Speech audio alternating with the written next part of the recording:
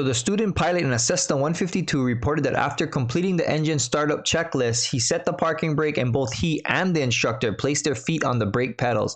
As both pilots looked down to plug in their headsets, the airplane rolled forward and struck the right wing of a Cessna 172 that was taxiing in front of them. As a result of the collision, the Cessna 172's right wing was substantially damaged. The flight crew of both airplanes reported that there were no pre-accident mechanical failures or malfunctions that their airplanes would have included normal operation. So here is that aircraft, and it looks like a tiger attacked it.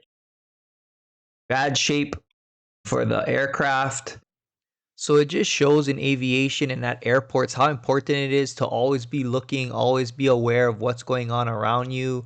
We have a lot of dangerous equipment, a lot of expensive equipment with fire trucks and aircraft, people moving around, driving quickly in a hurry. So let's always be aware, keep our head on a swivel. Probable cause on this one, the flight instructor's inattention during ground operations, which resulted in unintentional movement of the airplane and ground collision with another airplane. So let's stay safe out there. It's R4, I'm Keone. See you guys next time.